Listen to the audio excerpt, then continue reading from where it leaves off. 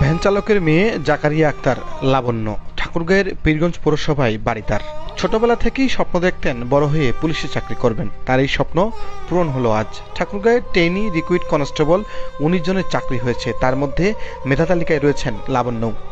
ফলাফল ঘোষণার পর মাকে জড়িয়ে ধরে আনন্দ অশ্রু ঝরাচ্ছিলেন দুজনে। জানালেন নিজের স্বপ্ন বাস্তবায়নের কথা।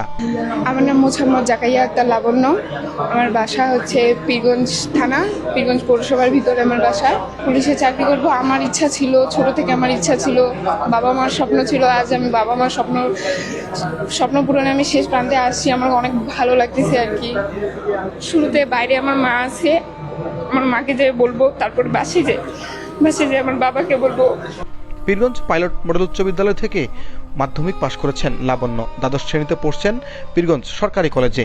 আমি হচ্ছে এসএসসি পাস করছি আমার পীরগঞ্জ পাইলট উচ্চ বিদ্যালয়। এখন আমি ইন্টার সেকেন্ড ইয়ারে পড়ি পীরগঞ্জ সরকারি কলেজে।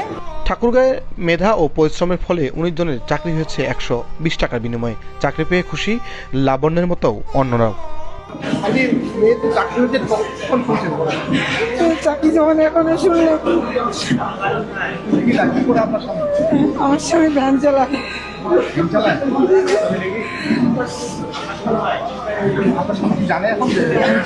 জানি এখন এ পর্যন্ত জানি। আসলে এর অনুভূতিটা বলে বোঝানো যাবে না। এটা একটা আমার ছোট থেকেই শখ, আর এটা 2বার পরে 3বারের বেলায় পূরণ হইলো। আল্লাহর মতে অনেক খুশি, হ্যাপি আমি। জি, আবেদন করতে 120 টাকা অ্যাডমিট উঠাতে লাগছে। এবারে টাকা লাগে শুধু যাতায়াত নিতে পারে। আসলে এটা 120 টাকা বলা, যেটা অর্থাৎ 120 টাকা তারা জমা দিতে হয় সরকারের ঘরে, এই জন্য 120 টাকা আসলে বলা হয়। আমি বলবো এটা প্রক্রিয়া অনুযায়ী যেটা হওয়ার কথা, বিধি মোতাবেক রিক্রুটমেন্ট কার্যক্রমটি সম্পন্ন হবে।